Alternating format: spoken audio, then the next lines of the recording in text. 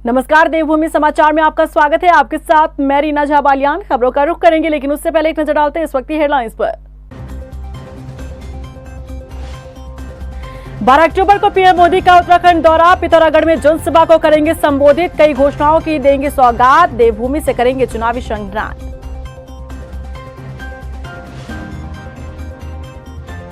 देहरादून में केंद्रीय गृह मंत्री अमित शाह के दौरे को लेकर अलर्ट मोड पर पुलिस प्रशासन, सुरक्षा व्यवस्था चाक चौबंद। शहर में कई जगहों पर रहेगा रूट डाइवर्ट।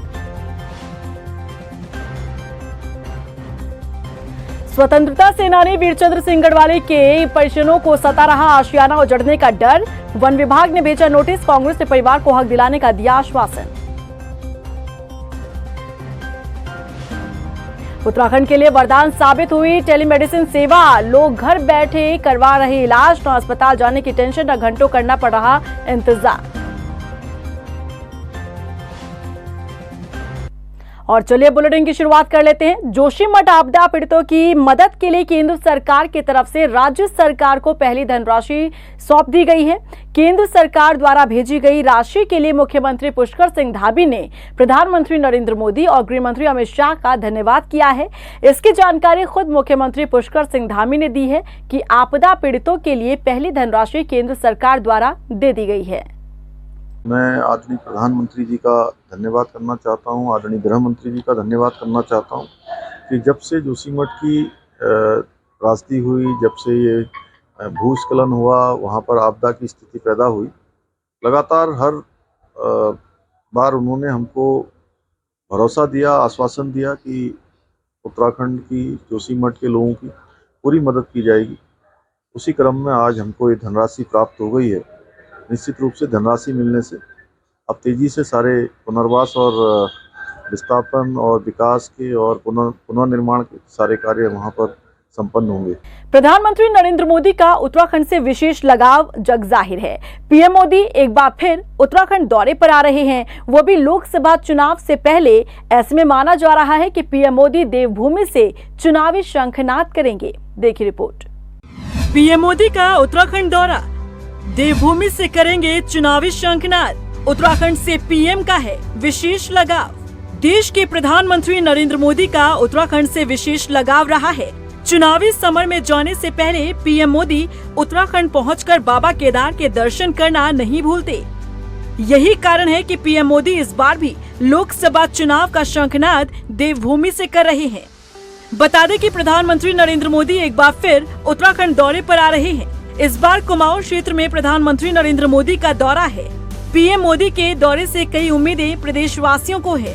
माना जा रहा है कि प्रधानमंत्री लोकसभा चुनाव से पहले कई सौगात उत्तराखंड को दे सकते हैं, लेकिन इतना तय है कि पीएम का ये दौरा पर्यटन के लिहाज से मील का पत्थर साबित होने वाला है, क्योंकि आदि कैलाश के दर्शन करने से सीमांत जनपद पिथौरागढ़ को एक नई पहचान पर्यटन के मानचित्र पर मिलने वाली है।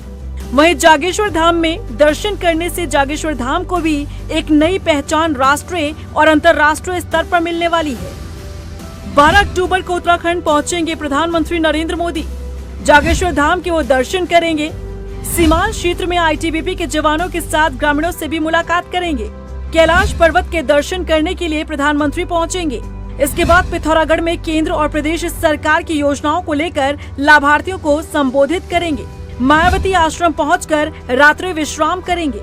13 अक्टूबर को प्रधानमंत्री दिल्ली के लिए रवाना हो जाएंगे। आदरणीय नरेंद्र मोदी जी का 12 अक्टूबर को कुमाऊं क्षेत्र में उनका भ्रमण होगा। उसके तहत सबसे पहले वो जागेश्वर धाम में आएंगे। पूजा अर्चना करने के पश्चात जो सीमांत गांव है ज्योलिंग कांग, वहाँ आईटीबीपी की चौकी में वहाँ के आईटीबीपी के जवानों से मुलाकात करेंगे। वहाँ के गांव के निवासियों के साथ में बातचीत करेंगे। उनके कुछ उत्पाद हैं, उन उत्पादों को देखेंगे, परखेंगे, समझेंगे और वहाँ से वो कैलाश पर्वत का भी दर्शन करेंगे। पीएम मोदी के तय कार्यक्रम के साथ ही माना जा रहा है कि आगामी लोकसभा चुनाव को लेकर देवभूमि से चुनावी शंखनाद करेंगे पीएम मोदी। वहीं कांग्रेस का कहना है कि प्रधानमंत्री के दौरे से किसी भी तरह की कोई उम्मीद नहीं की जा सकती। बहुत ज़्यादा उम्मीदें उत्तराखंड की जनता की नरेंद्र मोदी जी से नहीं है। पहले भी वो आए, हम लोगों ने उम्मीद जताई थी कि उत्तराखंड में आएंगे और यहाँ पे कुछ औद्योगिक पैकेज की बात करेंगे, यहाँ पे बेरोजगारों की जो है उनको रोजगार देने की बात करेंगे, यहाँ पे चार धाम की जो हमारे जो रोड वगैरह बननी है चार धाम के बारे में बात करेंगे। लेकिन प्रधानमंत्री जी ने ऐसी कोई भी बात नहीं करी। लेकिन एक बार फिर भी हम लोग कुछ उम्मीद करते हैं कि जो अंकिता भंडारी जो मर्डर हुआ, इसमें वीआईपी कौन है, इसका नाम प्रधानमंत्री जी सार्वजनिक करवाए, मुख्यमंत्री से बोलिए। विपक्ष पीएम मोदी के दौरे से कोई उम्मीद नहीं कर रहा है, लेकिन माना जा रहा है कि पीएम मोदी के इस दौरे से पर्यटन क्षेत्र के जरिए उत्तराखंड को राष्ट्रीय अंतर्राष्ट्रीय स्तर पर नई पहचान मिलने वाली है। वहीं प्रदेशवासियों को पीएम मोदी के दौरे से कई उम्मीदें हैं। बहरहाल देखना होगा कि पीएम मोदी का देवभूमि दौरा प्रदेशवासियों के साथ साथ बीजेपी के लिए आखिर कितना खास रहता है। रफ्तार मीडिया के लिए देहरादून से मनीष जंगवाल के साथ ब्यूरो रिपोर्ट। वहीं हल्द्वानी पहुंचे कैबिनेट मंत्री गणेश जोशी ने बताया कि आगामी 12 अक्टूबर को प्रधानमंत्री नरेंद्र मोदी जागेश्वर और आदि कैलाश के दर्शन करेंगे, तो वहीं पिथौरागढ़ में एक विशाल जनसभा को संबोधित करेंगे। साथ ही प्रधानमंत्री लोहाघाट स्थित मायावती आश्रम में रात्रि विश्राम करेंगे, जहां स्वामी विवेकानंद जी ने ध्यान लगाया था। कैबिनेट मंत्री गणेश जोशी ने बताया कि प्रधानमंत्री नरेंद्र मोदी का उत्तराखंड से विशेष लगाव है और उनके इस दौरे से उत्तराखंड के टूरिज्म को भी मजबूती मिलेगी। प्रधानमंत्री मोदी के दौरे के बाद पूरे कुमाऊं क्षेत्र में पर्यटकों की आवाजाही में भारी बढ़ोतरी होगी, जिससे यहां की आर्थिकी भी मजबूत होगी। 4 दिन के भ्रमण में मैंने पाया अभी तक के पूर्व रैलियों के रिकॉर्ड टूटने वाले हैं, भारी संख्या में लोग वहां पर आने वाले हैं और वहां पर वो आईटीबीपी के जवान जो हमारे सीमांत क्षेत्र में रहकर रक्षा करते हैं उनसे भी मिलेंगे और यहाँ के अंतिम गांव गुंजी के लोगों से मिलेंगे। वो परंपरागत वेशभूषा में उनका स्वागत करेंगे और उनके आने से निश्चित ही यहाँ के टूरिज्म को एक बूम मिलने वाला है। 7 अक्टूबर को गृह मंत्री अमित शाह के देहरादून प्रस्तावित दौरे को लेकर ड्यूटी में लगी फोर्स को अलर्ट किया गया है। पुलिस लाइन में ADG law and order AP Anshuman की मौजूदगी में ब्रीफिंग हुई। इस दौरान गृह मंत्री अमित शाह के आने के रूट की सुरक्षा के साथ ही आयोजन स्थल पर सुरक्षा को लेकर समीक्षा हुई। कर्मचारियों को निर्धारित समय से 3 घंटे पहले ड्यूटी पॉइंट पर पहुंचने का निर्देश दिया गया है। वहीं ड्यूटी के दौरान फोन में बिजी न रहने की हिदायत भी दी गई है। वीआईपी रूट प्रभारी को निर्देशित किया गया है कि कार्यक्रम से पहले ही पूरे रूट का निरीक्षण कर लें। इंडिया पुलिस साइंस कॉन्फ्रेंस जो है 6 से 6, 7, 8 प्रस्तावित है यहाँ पर और जिसकी तैयारियाँ चल रही है और इसमें कॉन्फ्रेंस है जिसमें माननीय गृह मंत्री जी का भी प्रोग्राम प्रस्तावित है, साथ ही जनरल प्रोग्राम भी है। इसको लेते हुए शहर भर के जो हमारे अधिकारी हैं और जो ब्रीफिंग हुई है इसकी कर्मचारी की और इसी के लिए सारी व्यवस्था की जा रही है, जिसमें हमारे सीनियर अधिकारी द्वारा भी फोर्स को ब्रीफ किया गया है और उसकी अब रिहर्सल भी की जाएगी, क्योंकि बड़ा प्रोग्राम है जिसमें देश भर के अधिकारी भी उपस्थित हो रहे हैं। अलग अलग कॉन्फ्रेंस के शेड्यूल्स हैं, उसको देखते हुए सारी व्यवस्थाएं की गई और फोर्स को ब्रीफ किया गया है। मुख्यमंत्री पुष्कर सिंह धामी ने सचिवालय में परिवहन विभाग के अंतर्गत कनिष्ठ सहायक के पद पर उत्तराखंड अधीनस्थ सेवा चयन आयोग के माध्यम से चयनित 10 अभ्यर्थियों को नियुक्ति पत्र प्रदान किए। मुख्यमंत्री ने सभी चयनित अभ्यर्थियों को शुभकामनाएं देते हुए कहा कि अपने कार्य क्षेत्र में पूरी ईमानदारी और कर्तव्य निष्ठा के साथ काम करें। पेशावर कांड के नायक और स्वतंत्रता सेनानी वीरचंद्र सिंह गढ़वाली के परिवार वालों का जमीन विवाद फिर चर्चाओं में आ गया है। एक तरफ जहां वन विभाग ने परिवार को नोटिस भेजा है, तो वहीं अब कांग्रेस ने इस मुद्दे को प्रमुखता के साथ उठाया है। आखिर क्या है ये पूरा मामला, देखिए इस रिपोर्ट में। वीरचंद्र सिंह गढ़वाली के परिवार वालों को सता रहा आशियाना उजड़ने का डर। वन विभाग ने परिवार को भेजा नोटिस। कांग्रेस ने परिवार को दिया आश्वासन। क्या सीएम योगी लेंगे एक्शन? तस्वीरों में नजर आ रहे लोग पेशावर कांड के नायक और स्वतंत्रता सेनानी वीरचंद्र गढ़वाली के परिवार के सदस्य हैं। ये आज परेशान हैं, दर-दर भटक रहे हैं, क्योंकि इन्हें आशियाना उजड़ने का डर सता रहा है। जिस जगह पर ये सालों से रह रहे हैं, उसे खाली करने का वन विभाग ने नोटिस थमा दिया है। ऐसे में वीरचंद्र गढ़वाली का परिवार चिंता में डूबा है। इसी बीच मुख्य विपक्षी दल कांग्रेस ने इस मुद्दे को प्रमुखता के साथ उठाया और परिवार से मुलाकात कर मदद का भरोसा दिलाया। उत्तराखंड कांग्रेस उपाध्यक्ष सूर्यकांत धस्माना ने परिवार से मुलाकात कर मामले को सुलझाने का आश्वासन दिया है। कांग्रेस ने उत्तर प्रदेश के मुख्यमंत्री योगी आदित्यनाथ से भी अपील की है। हमारी योगी आदित्यनाथ जी से मांग है, प्रधानमंत्री मोदी जी से भी मांग है कि वीरचंद सिंह गढ़वाली जी केवल गढ़वाल के, उत्तराखंड के नहीं बल्कि पूरे देश के महान स्वतंत्रता संग्राम सेनानी थे। जवाहरलाल नेहरू जी के बराबर वो जेल में रहे 14 साल और आज उनका परिवार दर दर भटक रहा है। सरकार को चाहिए संज्ञान ले, तत्काल वो जमीन उनके नाम भूमिधरी का अधिकार उनको देना चाहिए। बता दें कि स्वतंत्रता सेनानी वीरचंद्र सिंह गढ़वाली के परिवार को उत्तर प्रदेश के तत्कालीन मुख्यमंत्री हेमवती नंदन बहुगुणा ने 60 बीघा जमीन 90 साल के लिए बिजनौर जिले के हल्दूखाता में लीज पर दी थी, लेकिन अब तक उस जमीन का रिन्यूअल नहीं हो पाया है। बिजनौर के वन विभाग ने वीरचंद्र सिंह गढ़वाली के परिवार को नोटिस भेजा है, जिसमें कहा गया है कि लीज की फीस जमा नहीं की गई है, जिसको अतिक्रमण मानकर जमीन खाली करने का नोटिस जारी कर दिया गया है। वहीं इस मामले पर बीजेपी का कहना है कि मामला सरकार के संज्ञान में आया और इसका निस्तारण जल्द कर दिया जाएगा। देखिए, वीरचंद्र सिंह गढ़वाली जी हमारे लिए आदर्श हैं। एक वीर योद्धा थे।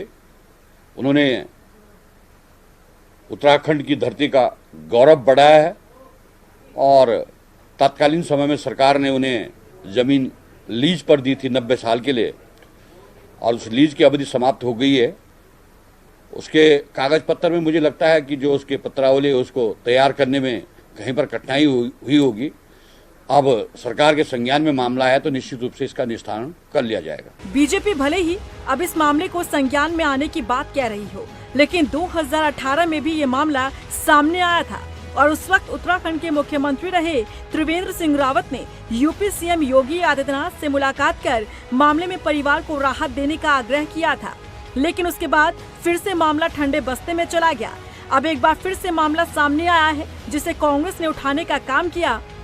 दिलचस्प बात यह है कि यूपी सीएम योगी आदित्यनाथ उत्तराखंड के दौरे पर आ रहे हैं। ऐसे में देखना होगा कि क्या इस मुद्दे को पक्ष या विपक्ष उनके सामने उठाने का काम करता है। उत्तराखंड के पहाड़ी क्षेत्रों में स्वास्थ्य सेवाओं को लेकर अक्सर ही लोगों की शिकायतें और परेशानियां सामने आती रही हैं, लेकिन जब से उत्तराखंड में टेलीमेडिसिन की सेवा शुरू हुई है, तब से पहाड़ी क्षेत्रों में रह रहे लोगों के लिए घर बैठे इलाज करवाना आसान हो गया है और अब तक लाखों मरीज टेलीमेडिसिन सेवा के जरिए अपना इलाज करवा चुके हैं। देखिए रिपोर्ट। टेलीमेडिसिन सेवा उत्तराखंड के लिए वरदान। लोग घर बैठे करवा रहे इलाज, न अस्पताल जाने की टेंशन, न घंटों करना पड़ रहा इंतजार। अच्छा, अभी सीने में भारीपन वगैरह कुछ लगता है? हाँ, सही। उत्तराखंड के दूरस्थ क्षेत्रों में स्वास्थ्य सेवाओं का अभाव आज भी लोग महसूस कर रहे हैं। कहीं अस्पताल नहीं तो कहीं डॉक्टरों की कमी से लोग जूझते नजर आ जाते हैं। लेकिन ऐसे में उत्तराखंड के लोगों के लिए और खास तौर पर पहाड़ी क्षेत्रों में रह रहे लोगों के लिए टेलीमेडिसिन की सेवा वरदान साबित हो रही है। स्वास्थ्य व्यवस्थाओं के अभाव को देखते हुए टेलीमेडिसिन सेवा उत्तराखंड के पहाड़ी क्षेत्रों के लिए खुशियां लेकर आई है। जहां डॉक्टर नहीं पहुंच पाते या मरीज को अस्पताल पहुंचने में घंटों लग जाते हैं, वहां पर टेलीमेडिसिन के जरिए इलाज किया जा रहा है। आज इस सेवा का उत्तराखंड के मरीज ही नहीं बल्कि अन्य प्रदेशों के मरीज भी लाभ उठा रहे हैं। बता दें कि 29 अप्रैल 2020 में पूरे देश के साथ साथ NHM द्वारा नेशनल मेडिसिन सर्विस उत्तराखंड में भी शुरू की गई। इस सेवा का उद्देश्य था कि घर बैठे मरीज स्वास्थ्य लाभ ले सके। उत्तराखंड में सरकार ने इस दिशा में तेजी से कदम बढ़ाए और प्रदेश के सभी वेलनेस सेंटर को इस सेवा से जोड़ा गया। बता दें कि टेलीमेडिसिन के जरिए सुबह 9 बजे से लेकर शाम 6 बजे तक मरीजों का इलाज किया जाता है। बता दें कि एम्स ऋषिकेश के साथ साथ प्रदेश के सभी मेडिकल कॉलेज को इससे जोड़ा गया है। मैंने जैसे कहा, आप एक वरदान के तौर पे ये मरीजों के लिए काम करेगी। आप सोचिए, एक ऐसे केस था, कुछ एक महिला थी जिनको अचानक से कुछ हुआ और वो हेल्थ एंड वेलनेस सेंटर में आई और जो CHO थी वो समझ नहीं पा रही थी कि क्या करना है, तो उन्होंने टेलीमेडिसिन का सहारा लिया। उन्होंने टेलीमेडिसिन में कॉल किया, यहाँ के डॉक्टर्स ने उनको देखा और आप मानेंगे नहीं, उनको मार्डियल MI का अटैक पड़ा था जो वो डायग्नोस नहीं कर पा रही थी। और जैसे ही यहाँ के डॉक्टर ने उसको डायग्नोस किया, उनको बताया कि MI अटैक पड़ा है, इनको जल्दी से हायर रेफर सेंटर रेफ़र कीजिए, और उस व्यक्ति की जान बच पाई। तो एक स्टोरी है जो मैं कहीं भी होता हूँ तो मैं ज़रूर कहता हूँ, क्योंकि इससे एक आदमी की जान बच पाई है।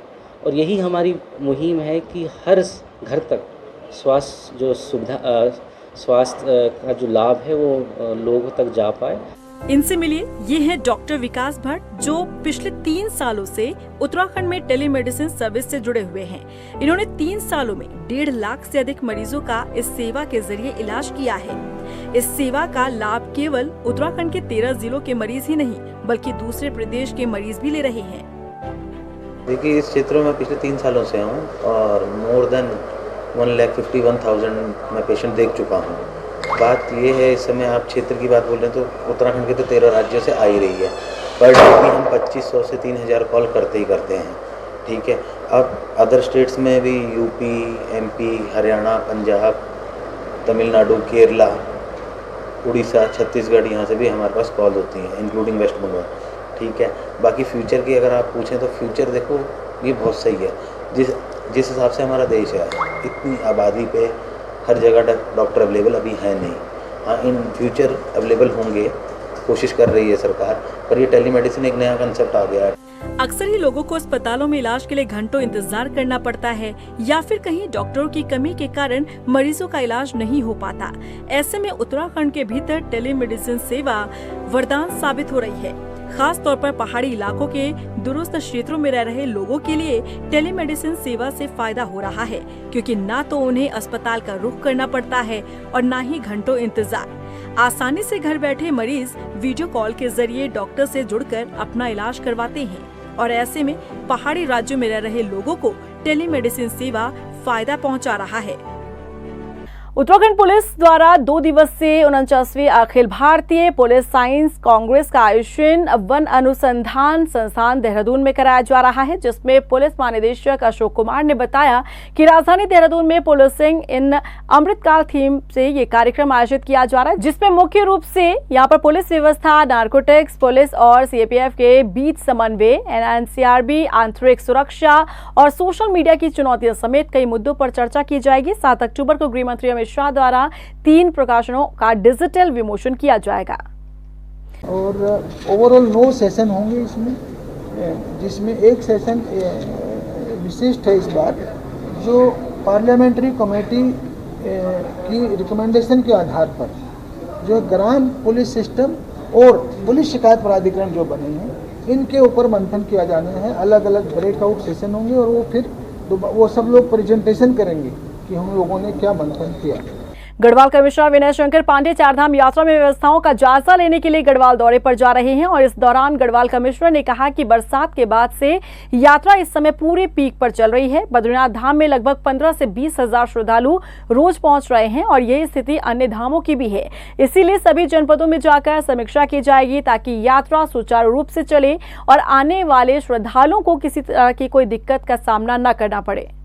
देखिए, आपको पता है कि बरसात के बाद अभी यात्रा काफ़ी इस समय अपने पीक पर चल रही है, और केदारनाथ जी में तो प्रतिदिन 15 से 20 हज़ार लोग के श्रद्धालु आ रहे हैं।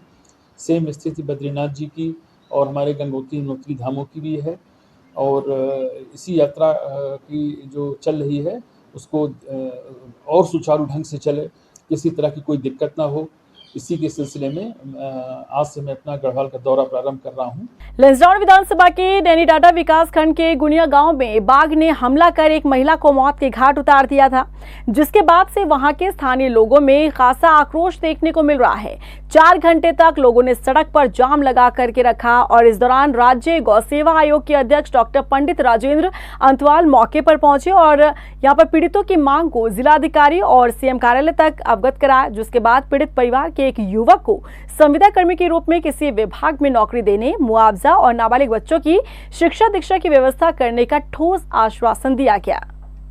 पिछले 1 साल से हमारे गांव में किसी प्रतिनिधि ने काम नहीं लाया, यहाँ तक कि क्षेत्रीय विधायक उनसे मांग करे बोल देते हैं, बस उसके बाद पता नहीं बात क्या होती है।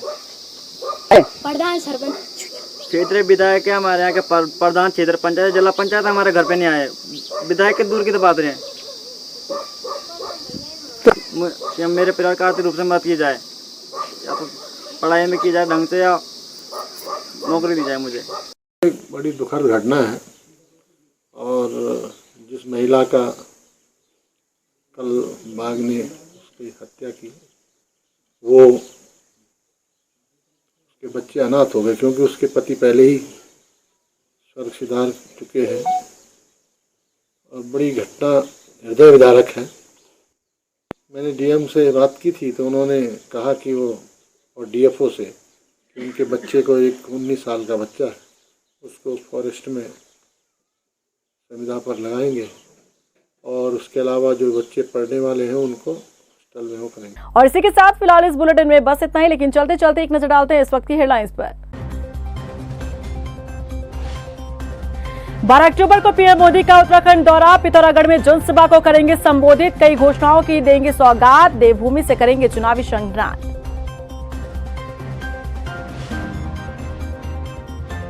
देहरादून में केंद्रीय गृह मंत्री अमित शाह के दौरे को लेकर अलर्ट मोड पर पुलिस प्रशासन, सुरक्षा व्यवस्था चाक चौबंद, शहर में कई जगहों पर रहेगा रूट डाइवर्ट। स्वतंत्रता सेनानी वीरचंद्र सिंह गढ़वाली के परिजनों को सता रहा आशियाना उजड़ने का डर, वन विभाग ने भेजा नोटिस, कांग्रेस ने परिवार को हक दिलाने का दिया आश्वासन। उत्तराखंड के लिए वरदान साबित हुई टेलीमेडिसिन सेवा, लोग घर बैठे करवा रहे इलाज, न अस्पताल जाने की टेंशन, न घंटों करना पड़ रहा इंतजार।